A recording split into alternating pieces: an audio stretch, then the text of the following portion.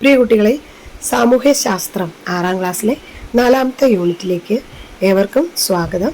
പാഠഭാഗത്തിൻ്റെ വിശദീകരണം, മുഴുവൻ ചോദ്യങ്ങളും ഉത്തരങ്ങളും ഇതിൽ ഉൾപ്പെടുത്തിയിട്ടുണ്ട്.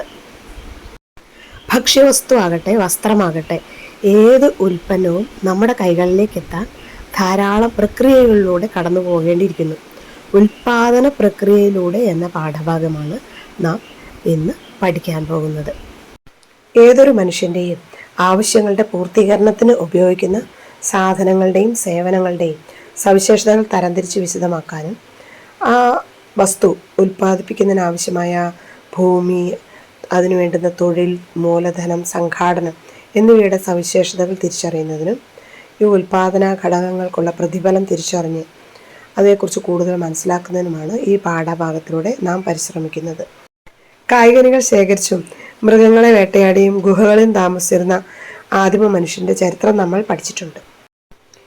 എന്നാൽ പേന, പുസ്തകം, പെൻസിൽ, ബാഗ് ഇങ്ങനെ ഓരോ വസ്തുക്കളും നമ്മുടെ കൈകളിലേക്ക് എത്താൻ എത്രയോ പേരുടെ അധ്വാനം, അതിൻ്റെ സംഘാടനം, തൊഴിൽ, മൂലധനം, മുടക്കുന്ന കാശ് ഇതെല്ലാം നമ്മൾ ശ്രദ്ധിക്കേണ്ടതുണ്ട്.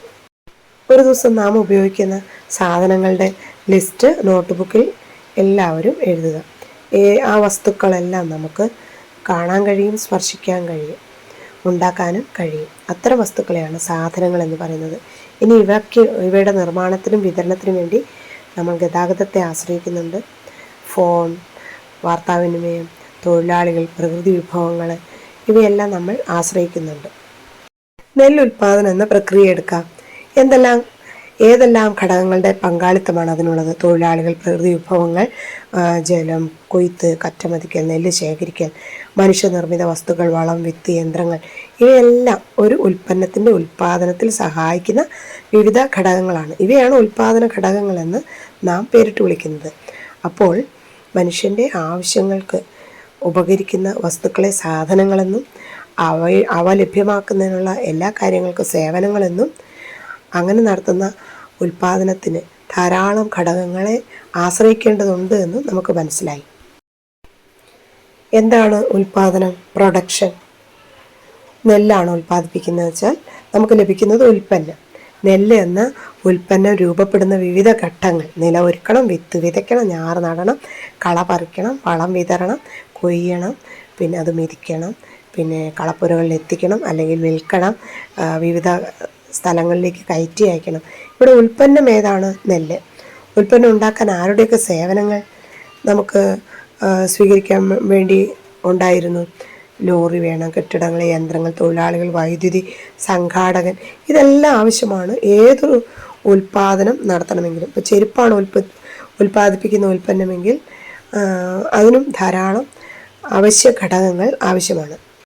ഈ ഭൂമിയിൽ ജീവിക്കുന്ന ഓരോ വ്യക്തിയും ഭൂമിയിൽ നിന്നും പ്രകൃതി വിഭവങ്ങൾ ഉപയോഗിച്ച് ഉൽപ്പന്നത്തിൻ്റെ നിർമ്മാണത്തിനും വിതരണത്തിനും ഒക്കെ ഉപയോഗിക്കാറുണ്ട്. അവയെല്ലാം ഉൽപ്പാദന ഘടകങ്ങളാണ്. ഭൂമി, തൊഴിൽ, മൂലധനം, സംഘാടനം ഇതെല്ലാം ഉൽപ്പാദന ഘടകങ്ങൾ എന്നറിയപ്പെടുന്നു. ഈ ചിത്രം നോക്കാം. എല്ലാ പ്രകൃതി വിഭവങ്ങളും ഭൂമി എന്ന ഘടകത്തിൽ ഉൾപ്പെടുന്നു. അപ്പോൾ ഉൽപ്പാദന ഘടകം എന്ന നിലയിൽ ഭൂമി. ചിത്രം 1 ഭൂമിയുടെ അന്തർഭാഗത്തുള്ള കൽക്കരിയുടെ ഉൽപ്പാദനമാണ്. ചിത്രം 2 ഉപരിതലത്തിലെ ജലാശയം, അതും നമ്മൾ ഉപയോഗിക്കുന്നു. ചിത്രം 3 ഉപരിതലത്തിലെ കൃഷി, കരിമ്പ്. ചിത്രം 4 പ്രകൃതിദത്ത വനം. ഇവയെല്ലാം ഉപയോഗിച്ചുകൊണ്ടാണ് ഓരോ ഉൽപ്പാദനവും മനുഷ്യൻ ഈ ഭൂമിയിൽ നിർവഹിക്കുന്നത്. അപ്പോൾ ഉൽപ്പാദന ഘടകം എന്ന നിലയിൽ ഭൂമിയെ നാം കാണുന്നു. സാധനങ്ങളുടെ ഉൽപ്പാദനത്തിൽ ഉപയോഗിക്കുന്ന എല്ലാ പ്രകൃതി വിഭവങ്ങളും ഭൂമിയിൽ എന്നതിൽ ഉൾപ്പെടുത്താൻ വേണ്ടി സാധിക്കും. ഇപ്പോൾ പ്രകൃതിദത്ത വനം ഭൂമിയിൽ നിന്ന് ലഭിക്കുന്നതാണ്. ഭൗമോപരിതലത്തിൽ കാണുന്ന മണ്ണ്, ജലം, മരങ്ങൾ, മലകൾ, വായു, വിവിധ വാതകങ്ങൾ, കൽക്കരി, ജലം, മണ്ണ് ഇതെല്ലാം ഭൂമിയിലെ പ്രകൃതി വിഭവങ്ങളാണ്. അപ്പോൾ ഉൽപ്പാദന പ്രക്രിയയിൽ ഉൾപ്പെട്ടിട്ടുള്ള എല്ലാ ഘടകങ്ങൾക്കും ഒരു പ്രതിഫലം ലഭിക്കുന്നുണ്ട്. ഉൽപ്പാദന ഘടകമായ ഭൂമി എന്നതിൽ നിന്ന് ഏതൊക്കെ പ്രകൃതി വിഭവങ്ങൾ ഉൾപ്പെടുമെന്ന് നോട്ട്ബുക്കിൽ കുറിക്കാം. ഭൂമിയിൽ ഉൾപ്പെടുന്ന കരഭാഗത്തിൻ്റെ വിസ്തൃതി നമ്മുടെ ആവശ്യങ്ങൾക്കനുസരിച്ച് വർദ്ധിപ്പിക്കാനാവില്ല. ഭൂമിയിലെ കരഭാഗത്തിൻ്റെ ഫലപുഷ്ടി വർദ്ധിപ്പിക്കുവാൻ കഴിയും. മരങ്ങൾ വെച്ച് പിടിപ്പിക്കുകയും വളം ചേർക്കുകയും എന്നാൽ ഭൂമി എന്ന ഉൽപ്പാദന ഘടകത്തെ മറ്റൊരു സ്ഥലത്തേക്ക് ചലിപ്പിക്കാൻ പറ്റില്ല. അപ്പോൾ പ്രകൃതിയുടെ വരദാനമാണ് ഭൂമി.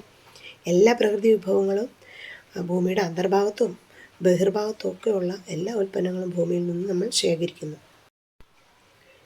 തൊഴിൽ. ഏതൊരു ഉൽപ്പന്നത്തിൻ്റെയും ഉൽപ്പാദനത്തിൽ സജീവമായി പ്രവർത്തിക്കുന്ന ഘടകമാണ് തൊഴിൽ. തൊഴിലാളികൾ അവരുടെ അധ്വാനശേഷിയാണ് ഉൽപ്പാദനത്തിനായി ഉപയോഗിക്കുന്നത്, അല്ലേ? കയറുൽപ്പാദന നിർമ്മാണ യൂണിറ്റ് സന്ദർശിച്ചാൽ തൊഴിലാളികൾ എന്തിനെല്ലാം എത്ര നേരം അവരുടെ അധ്വാനശേഷി ഉപയോഗിക്കുന്നത് നമുക്ക് കാണാൻ സാധിക്കും. കയറുൽപ്പന്നം തയ്യാറാക്കുമ്പോൾ ആവശ്യമായ നിറങ്ങൾ ചേർക്കുന്നതിന്, യന്ത്രങ്ങൾ പ്രവർത്തിപ്പിക്കുന്നതിന്, ഉൽപ്പന്ന വിതരണത്തിന്, ഇങ്ങനെ എല്ലാ ആവശ്യങ്ങൾക്കും ധാരാളം തൊഴിൽ പ്രവർത്തകർ ഉണ്ടായേ പറ്റൂ. അപ്പോൾ അധ്യാപനം, കൃഷിപ്പണി, ചിത്രരചന, ബാങ്കിങ്, മീൻപിടുത്തം, ഡ്രൈവിംഗ്, ഇതിനെല്ലാം ധാരാളം തൊഴിൽ അല്ലെങ്കിൽ അധ്വാന ശേഷി ഉപയോഗിക്കേണ്ടി വരുന്നു. അടുത്തത് മൂലധനം എന്ന ഘടകമാണ്. അപ്പോൾ ഭൂമി, തൊഴിൽ, മൂലധനം. ഉൽപ്പന്നം ഉൽപ്പാദിപ്പിക്കുന്നതിനൊക്കെ പണം വേണം, അല്ലേ? ഫാക്ടറി സ്ഥാപിക്കണം, യന്ത്രങ്ങൾ വാങ്ങണം, യന്ത്രങ്ങൾ വേണം, വാഹനങ്ങൾ, കമ്പ്യൂട്ടറുകൾ, ഇതെല്ലാം മൂലധനത്തിൽ പെടും. മനുഷ്യനിർമ്മിത വസ്തുക്കളെല്ലാം മൂലധനത്തിൽ പെടും. നമ്മുടെ വിജ്ഞാന സമൂഹത്തിലാണ് നമ്മൾ ജീവിക്കുന്നത്. മൂലധനത്തിൻ്റെ സവിശേഷതകൾ എന്തൊക്കെയാണ്? പ്രതിഫലം ലഭിക്കുന്ന അധ്വാനശേഷിയാണ് തൊഴിലെന്ന് പറയുക. അപ്പോൾ മൂലധനം മറ്റെല്ലാ ഉൽപ്പാദന ഘടകങ്ങളെയും സഹായിക്കുന്നു. മൂലധനം ചലനാത്മകമാണ്. അടുത്തത് സംഘാടനം. ഉൽപ്പാദന ഘടകമായ ഭൂമി, തൊഴിൽ, മൂലധനം എന്നിവ എല്ലാത്തിനെയും ചേർത്ത് നിർത്തുന്നത് സംഘാടനം എന്ന ഘടകമാണ്. സംഘാടകൻ്റെ ലക്ഷ്യം എന്താണ്? ഉത്തരവാദിത്വം എന്താണ്? എല്ലാം കൂട്ടി യോജിപ്പിക്കുക എന്നുള്ളതാണ്. എങ്കിൽ മാത്രമാണ് ഉൽപ്പാദനം ഒരു സാമ്പത്തിക പ്രവർത്തനമായിട്ട് മാറുകയുള്ളൂ. അപ്പോൾ തൊഴിൽ വിഭജനം നമ്മൾ കേട്ടിട്ടുണ്ടാവും. ഒരു ക്ലാസ്സിലാണെങ്കിൽ നമുക്ക് തൊഴിൽ വിഭജിച്ച് ഓരോരോ ചെറിയ ജോലികൾ ഓരോരുത്തർക്ക് നൽകുന്നത് കണ്ടിട്ടുണ്ടാവും, അല്ലേ? അപ്പോൾ പഞ്ചസാര എന്ന ഒരു ഉൽപ്പന്നം നിർമ്മിക്കുന്നതിന് ധാരാളം ഘടകങ്ങളെ ആശ്രയിക്കേണ്ടിയിരിക്കുന്നു. യന്ത്രങ്ങൾ, ഫാക്ടറികൾ, കമ്പ്യൂട്ടറുകൾ, വൈദ്യുതി. അപ്പോൾ ഭൂമി, തൊഴിൽ, മൂലധനം എന്നീ ഘടകങ്ങളെ സംഘാടകൻ കൂട്ടി യോജിപ്പിക്കുന്നു എന്നാണ് മനസ്സിലാക്കേണ്ടത്. അപ്പോൾ ഉൽപ്പാദന യൂണിറ്റുകൾ നിർമ്മിക്കുന്ന ഉൽപ്പന്നങ്ങൾ ആർക്കാണ് നൽകുന്നത്? അങ്ങനെയാണെങ്കിൽ ഒരു സാമ്പത്തിക പ്രവർത്തനങ്ങളുടെ ഒരു ചാക്രിക പ്രവാഹം കൊടുത്തിട്ടുണ്ട്. അപ്പോൾ അധ്വാനശേഷി നമുക്ക് വർദ്ധിപ്പിക്കാൻ പറ്റും. ഒരു ഉൽപ്പന്നം ഉണ്ടാക്കാനായിട്ട് ഫാക്ടറി, യന്ത്രങ്ങൾ, കമ്പ്യൂട്ടർ, വാഹനമൊക്കെ വേണം നമ്മൾ കണ്ടല്ലോ. സംഘാടകൻ്റെ കഴിവ് വർദ്ധിപ്പിക്കാൻ പരിശീലനത്തിലൂടെ സാധിക്കും. സംഘാടകൻ്റെ പ്രതിഫലം നൽകാൻ സാധിക്കും. സാമ്പത്തിക പ്രവർത്തനങ്ങളുടെ ഒരു ചാക്രിക പ്രവാഹം നമുക്കൊന്നുകൂടി ആലോചിക്കാം.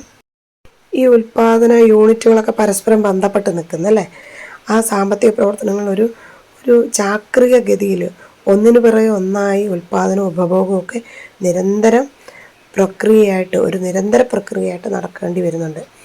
അങ്ങനെയാണെങ്കിൽ മാത്രമാണ് ഉൽപ്പാദന ഘടകങ്ങളുടെ പ്രതിഫലമായിട്ട് നല്ല ഒരു വികസിത ഫണ്ട്, സാമ്പത്തികം നമുക്ക് ലഭിക്കുകയുള്ളൂ. പ്രതിഫലമായി നൽകുന്ന തുക നമുക്ക് ഉപയോഗിക്കാൻ വേണ്ടി സാധിക്കുന്നത് ഫലപ്രദമായ സംഘാടകത്വം വഴിയാണ്. മനുഷ്യൻ്റെ ആവശ്യങ്ങൾ നിരവധിയാണ്. ആവശ്യങ്ങൾ മാറുന്നതിനനുസരിച്ച് സാധനങ്ങളും സേവനങ്ങളും മാറണം. ഇപ്പോൾ ഗാർഹിക യൂണിറ്റുകളൊക്കെ ആവശ്യമായ സാധനങ്ങളും സേവനങ്ങളൊക്കെ നൽകുന്നുണ്ട്. ഉൽപ്പാദനവും ഉപഭോഗവും നിരന്തരമായി തുടരുമ്പോൾ മാത്രമാണ് സാമ്പത്തിക പ്രവർത്തനങ്ങൾ അല്ലെ സാമ്പത്തിക സ്രോതസ്സ് ക്രമമായിട്ട് വന്നു ചേരുകയുള്ളൂ. ഉൽപ്പാദന ഘടകങ്ങളായ ഭൂമി, തൊഴിൽ, മൂലധനം, സംഘാടനം എന്നിവയ്ക്കുള്ള പ്രതിഫലമാണ് നമ്മുടെ ഉൽപ്പന്നത്തിൻ്റെ ലാഭം ഒക്കെ എന്ന് പറയുന്നത്. തീർച്ചയായിട്ടും ഉൽപ്പാദന ഘടകങ്ങൾക്കുള്ള പ്രതിഫലം തിരിച്ചറിഞ്ഞ് വിശദമാക്കാനായിട്ട് സാധിക്കണം. സാമ്പത്തിക പ്രവർത്തനങ്ങളുടെ ചാക്രിക ഗതി ചിത്രസഹായത്തോടെ വിശദമാക്കാൻ സാധിക്കണം. എന്താണ് തൊഴിൽ, എന്താണ് മൂലധനം തുടങ്ങിയപറ്റി കുറിപ്പുകൾ ഉണ്ടാക്കാം.